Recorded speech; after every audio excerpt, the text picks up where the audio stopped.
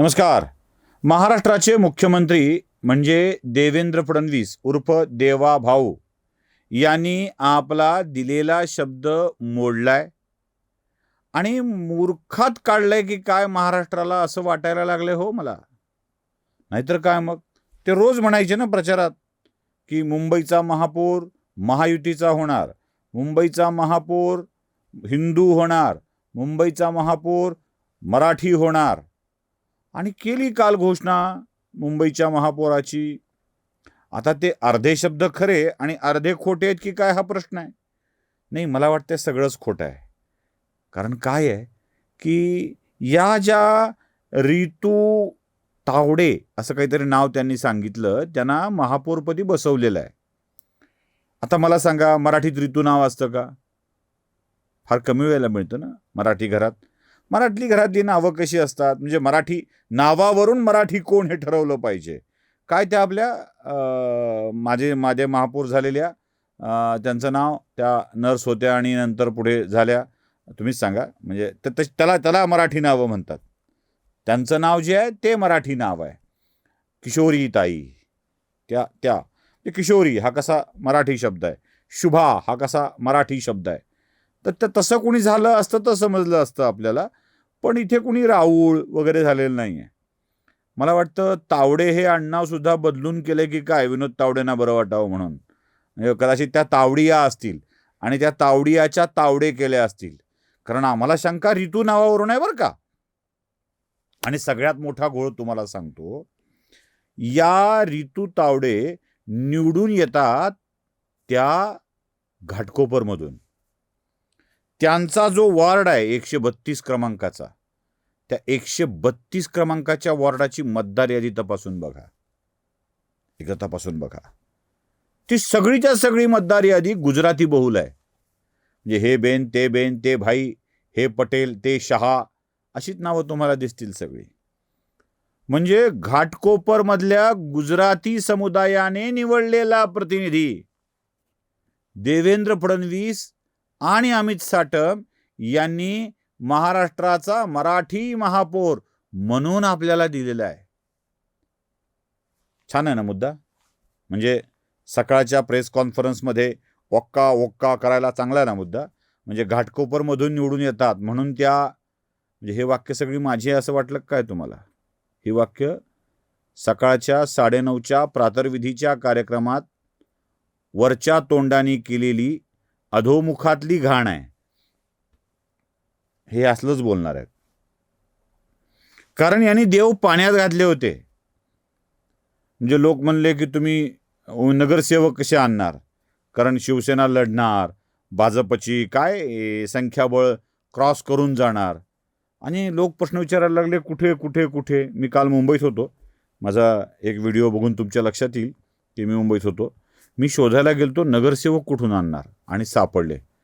पहिल्यांदा मुंबई मनपाच्या कार्यालयासमोर थांबलो आणि बघितलं की इथे लागणारे नगरसेवक कुठून येणार. जरा इमारतीकडं तोंड करून उजवीकडं बघितलं, रेल्वे स्टेशन दिसलं. तिथून काही शक्य नाही, कारण तिथली रेल्वे काही गुजरातमधून येत नव्हती. मग विचार केला, डाव्या बाजूला चर्चगेट स्टेशन आहे थोडं लांब गेल्यावर. हां, तिकडच्या ट्रेन मात्र पश्चिम वाहिनी आहेत, त्या गुजरातकडून येण्याची शक्यता आहे. तिकडून नगरसेवक आणू शकतील का? तर गुजरातकडूनचे नगरसेवक शिवसेनेला पुरणार नाहीत. आणि मग थोडं विचार करत करत करत नजर अलीकडे आली आणि लक्षात आलं की समोर पत्रकार भवन आहे, पत्रकार संघाचं कार्यालय आहे. आणि मग खात्री पटली की या पत्रकार संघाच्या कार्यालयातून उद्धव ठाकरे नगरसेवक आणतील आणि त्यांचा महापौर करतील. पण त्याच्या आधीच गुजराती महापौर बसवून देवेंद्र फडणवीसांनी कांडच करून टाकलं की. रितू तावडे नाव लक्षात ठेवा, संपूर्ण मराठी, नुसतं मराठी नाही, मराठा. महाराष्ट्राच्या राजकारणात ज्या मराठा समाजाचं प्राबल्य असायला हवं त्या समाजातील रितू तावडे निवडून येतात गुजरात्यांच्यामधून. 132 क्रमांकाचा वॉर्ड गुजरात्याच्यामधून निवडून येतात. म्हणजे गुजरात्यांच्यामधून निवडून येणारे रितू तावडे गुजराती एका मराठा भगिनीला आपला नगरसेवक करतात आणि त्या नगरसेवकाचा महापौर मुंबईमध्ये केला जातो. गुजरात्यांनी स्वीकारलेल्या मराठी माणसाला महापौर केलं जातं, पण ज्या मुंबईला, ज्या मराठी बांधवाला गुजराती समुदायानं स्वीकारलं त्यांना स्वीकारायचं नाही, अशी बोंब करत ओरडणाऱ्यांना ही चपराक आहे. रितू तावडे मुंबईच्या महापौर झाल्या ही बातमी महत्वाची नाही आहे. रितू तावडे घाटकोपरमधून निवडून येतात आणि त्यांना निवडून देणारा बहुसंख्याक वर्ग गुजराती आहे. मराठी भगिनीला स्वीकारणारा वर्ग गुजराती आहे. हे कोणाच्या लक्षात येत नाही का? काय किती बोंबा मारल्या हो गुजरात्यांच्या विरोधात. मुंबई गुजरात्यांच्या हातात देणार, मुंबई गुजरात्यांना विकली, मुंबई यांची झाली, मुंबई त्यांची. किती बोंबा मारल्या. काय झालं? मुंबई गेली गुजरात्यांच्या हातामध्ये. गुजरात्यांनी निवडलेल्या मराठी माणसांच्या ताब्यात मुंबई देण्याचं काम केलंय. आमच्या हे लक्षातच येत नाही, कारण आम्हाला बघायचंच नाही आहे. आता त्या किशोरीताई पेडणेकर, मी उच्चार खूप चुकतो आजकाल, म्हणजे काय मराठवाड्याचा असल्यामुळं काय बोलावं कळत नाही पटकन, म्हणून मग ते पेडणेकर असं म्हणालो. त्या पेडणेकर आहेत.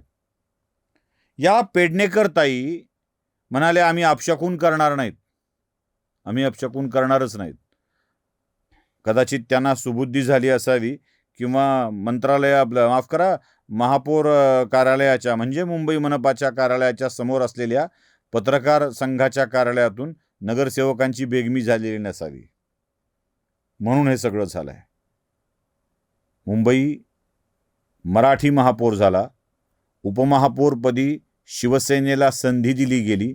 संजय घाडी आणि संजना घाडी, ज्या दोघांनी नवरा बायकोनी मिळून उद्धव सेनेला टांग मारून शिंदेंच्याकडे प्रवेश केला होता, शिवसेनेत प्रवेश केला होता, त्यापैकी एक संजय घाडी उपमहापौर झालेले आहेत. म्हणजे शिवसेनेला सन्मानाचं स्थान मिळालंय. मुंबईचा महापौर मराठी झालाय, तो भाजपचा झालाय. हे वास्तव मीडियानं स्वीकारावं, अन्यथा त्या गुजरात्यांच्या आहेत, रितू तावडिया होत्या, असले भंपक विषय मांडत फिरावेत. नमस्कार. स्वधर्म जागृतीचा विधायक बुरुज